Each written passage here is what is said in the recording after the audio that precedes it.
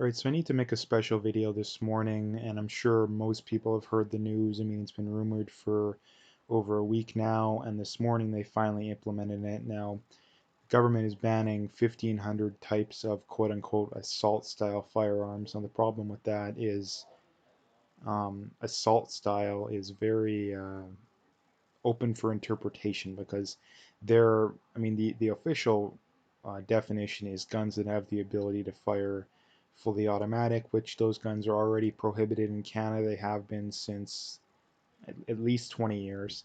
I don't know what the exact year was, but it's been at least 20 years, probably upwards of 30 or 40, but again, don't quote me on the year. But anyway, the problem is that their definition of assault style is anything that looks scary, which gives them the idea to ban pretty much all semi-automatic firearms. I'm not sure exactly just how far they're going to go. I mean, the one thing I would say for sure is that if you have a restricted rifle that's full auto or not full auto, that's restricted, yeah, it's gonna be banned 100%. Um, I'd be shocked if they allow any of the restricted rifles to not be banned. And my guess is most non-restricted ones. I'm not sure if guns like the SKS are going to be included. I know that's a very popular one. Um, the Ruger Mini 14 was included, which again completely flies in their face of, oh, you don't need an AR-15 to hunt, but the Ruger Mini 14 is literally marketed as largely a coyote hunting gun. It's one of the most popular, if not the most popular, coyote hunting guns in Canada. So again, the whole well, we just want to ban, assault style rifles. We'll leave the hunting ones alone.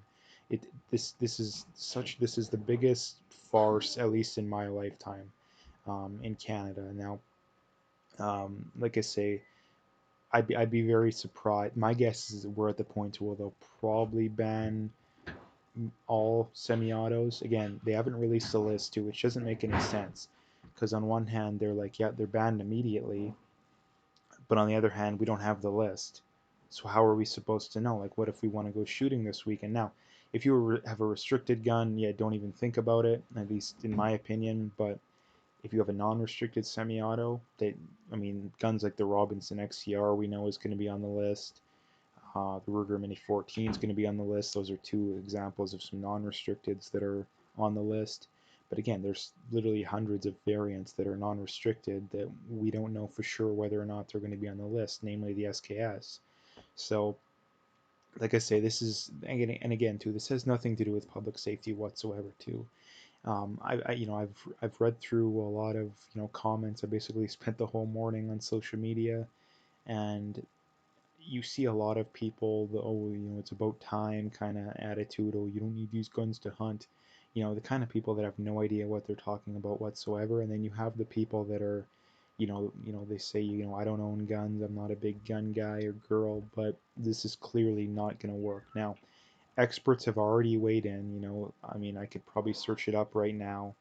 I'll probably make a video about it, to be honest, so stay tuned for that. But they've said that the only way to reduce crime is to crack down on people smuggling in guns from the States, because we know that the overwhelming majority, I believe it was the Winnipeg police chief said 85% roughly of guns used in crimes that they recovered are illegal to begin with, which means no amount of gun control is going to prevent any of this kind of stuff. And the problem with this kind of stuff is that there's going to be mass non-compliance. Now, I would suggest to people to whatever you can legally do to civil disobedience, whatever legal forms of that you can do, absolutely do it to the nth degree. Write your representatives. Don't turn in any of your guns until you absolutely have to. I mean, if they're non-restricted, the government has no way of knowing whether or not you have them to begin with. So, I mean, that's something to point out too, is another reason why this isn't going to work. Not to mention too, like I said, there's a massive amount of illegal handguns, largely, that are just not even registered because they came in from the States.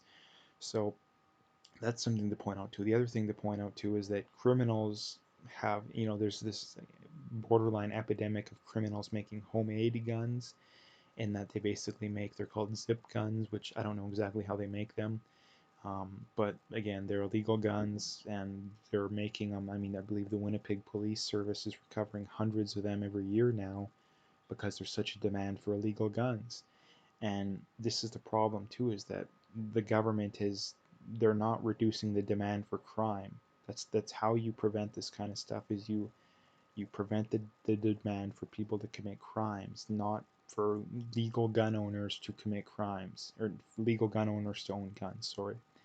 um, and like I mentioned too, John Law Jr. Has done studies that have gone on to show that legal gun owners in the states, people with their concealed weapons permit, uh, get convicted of crimes at a lower rate than cops do. Are we going to advocate for disarming cops? Well, no, of course we're not, because that's crazy. So this is something that's, like I say, it's one of the saddest days I can remember in Canada now. Like I say, we don't know the whole list yet, and that the problem with this too is that this isn't going to work. It's not going to do anything. I would bet a lot of money it's going to have little to no, if it has any more than a 10% effect on crime, I would be absolutely blown away, absolutely shocked and appalled. And because of that, the Liberal government, which is more than likely going to get reelected, again, I don't think there's anything they can do at this point that's not going to get them reelected. Um, that's not going to work, and they're going to make, oh, we got to ban all handguns. And when that doesn't work, it's, oh, we got to ban all guns. And when that doesn't work, it's going to be, oh, we need social credit score. We need to start tracking everything you do. We need to, you know, negative interest rates. They're gonna again. They just keep taking and taking and taking and taking. And the problem is Canadians just don't have any balls whatsoever, like whatsoever. And it just bothers me so much about how whenever you hear the topic of Canada and the States come up, you always have Canadians. And even where I grew up in the more conservative area of Canada, one of the most conservative areas of Canada, you've still seen this to a large degree.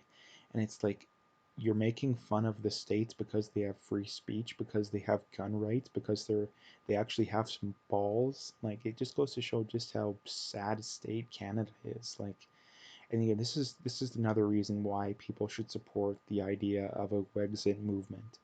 A Wexit movement, we could just scrap all this BS. We could adopt real common sense gun laws, and by that I don't mean gun bans like these idiots think. It's no registration, none of this BS. We'll focus on taking on actual criminals. You know, you see cops point this out all the time too, that the laws aren't designed to to go after criminals. You see these kind of cases all the time. The criminal always gets the slap on the wrist, and the hunter who misses one regulation, or you have your restricted firearm and you forget your piece of paper that says that you can't bring your gun to the range and back. You get thrown in jail for a year or two. But the career criminal who robs a liquor store at gunpoint gets a couple months in jail. Like, that's where we're at in Canada. And again, I need to make a special video about this because it's just a sad state of affairs too. And even if you support this kind of stuff, how can you support a government just ramming it through? Just no debate, no democracy, nothing whatsoever. Like, nothing whatsoever. And again, it just goes to show too that these people that support this government, they don't care about reason, they don't care about evidence, they don't care about facts. They just care about their will to power, selfish, what's best for me crap. That's all they care about. And this is why the right keeps losing elections, namely in Canada, is that the left has a, by any means, the ends justify the means, by any means necessary mentality. And the right doesn't have that. The right doesn't have that. And that's why I didn't vote for them last time, not because I have a by any means necessary idea, but because the right doesn't have any balls. They don't have any balls, and they need to grow a pair, because if they ever want to get reelected again, I mean, their best chance at it's next election. But if they ever want to get reelected again, they got to stop pandering to the left and actually take a stand for once too, because it's not like there isn't a shortage of people that would support them if they actually, had a principled stance. But they refuse to do that. So That's the big problem, in Canada too, and the left is laughing all the way to the bank with this kind of stuff too. That they're just laughing away that the right doesn't have any you know real balls basically, and that's something we have to learn in Canada. That I guess basically to sum it up, the end game here is um, this isn't going to do anything to prevent crime, not anything whatsoever. So after that, it's going to be, oh, we need to ban handguns. That's not going to do anything either. And then it's going to be, we have to ban all guns. Mark my words. Again, mark my words. Mark my words. That's going to be the end game here. There was another thing I wanted to bring up here too, and it's stuff like this right here that just goes to show that these people. This is why democracy doesn't work right here, and why anybody who still supports the idea of a democracy is a complete idiot. And this is for two reasons. Number one, an AR-15 is illegal to hunt deer with for multiple reasons. Literally more, I mean, more reasons than you can. First things first. The AR-15 shoots either a 5.56 or a 223 round, which you need, 22 caliber firearms are illegal to hunt deer with. So that's the first way that it makes it illegal. The second way is they're restricted firearms, which again, illegal to hunt with a restricted firearm. The next reason would be, your ATT says you can only bring your gun between your house and a range. Again, it's illegal in that way. So that's at least three ways, just off the top of my head, that I can cite that it's already illegal to hunt deer with an AR-15. But you have these idiots, these complete idiots, that still somehow think this kind of stuff. And this just goes to show just how illiterate the average Canadian is. Um, so anyway, I just wanted to make a video about this. I'll probably make more update videos about it because I'm sure more will come out on it. So anyway, if you liked the video, make sure to hit that like and subscribe, and stay tuned for more.